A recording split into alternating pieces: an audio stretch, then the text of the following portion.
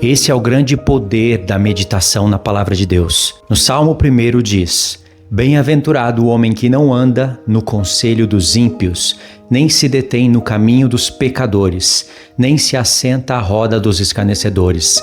Antes o seu prazer está na lei do Senhor, e na sua lei medita de dia e de noite. Primeiro, se você não sabe o que é a lei do Senhor, ou se você pensa apenas nos 10 mandamentos, você já está errado, por não conhecer o que é a lei de Deus. A lei de Deus começa com os primeiros 5 livros da Bíblia, e depois ela passa para os profetas, e depois ela vai até o Novo Testamento, chegando até o Apocalipse.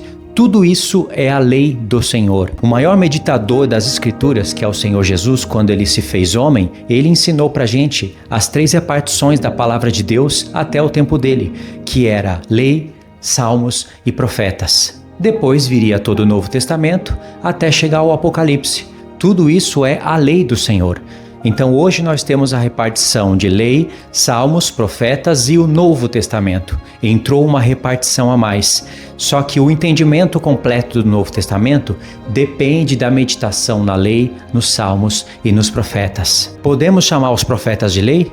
Com certeza, porque os profetas falam baseados na lei de Moisés, dando luz ao que estava escondido na lei de Moisés e revelando as coisas do futuro. Podemos chamar o Novo Testamento de lei? Sim, a lei eterna, a lei da nova aliança, a lei que interpreta corretamente as palavras de Moisés, as palavras dos profetas, colocando a interpretação e a realidade das coisas do Novo Testamento até nos levar às coisas perfeitas. Por isso que em várias passagens o Senhor Jesus e depois o apóstolo Paulo chama vários pontos das Escrituras, como os profetas e alguns salmos, de lei. A bem-aventurança se cumpre na vida daquele que medita na lei. Mas se você se perder em livros de homens ou mulheres que são cabeças de seita e que não ensinam corretamente a palavra de Deus, você não vai ter as bênçãos profetizadas aqui no Salmo 1, que são essas. Verso 3: Ele será como a árvore plantada junto à corrente de águas,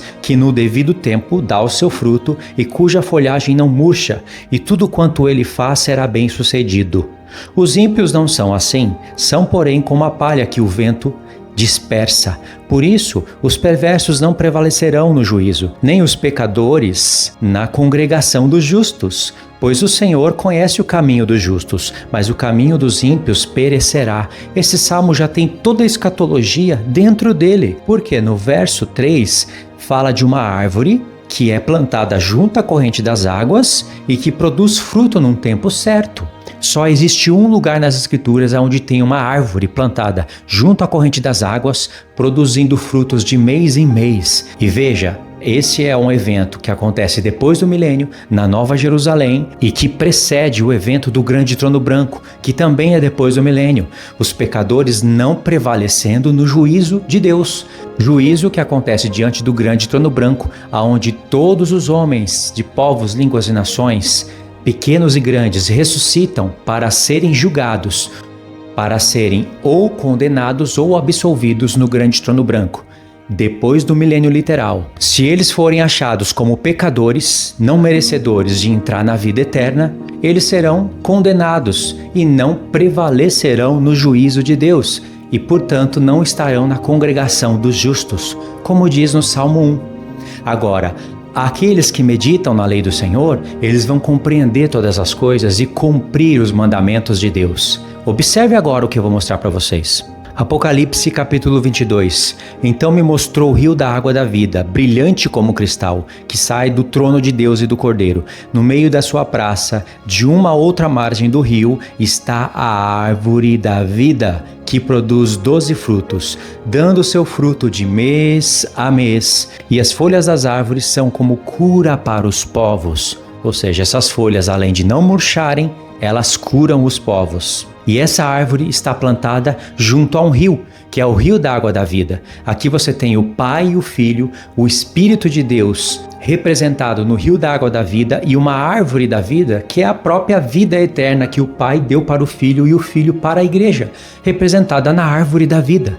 Em Apocalipse 22:14 diz: Bem-aventurado aqueles que guardam os seus mandamentos, para que lhes assista o direito à árvore da vida e entrem na cidade pelas portas. Para você entrar nessa cidade pelas portas, e para ter acesso à árvore da vida, precisa guardar os mandamentos de Deus.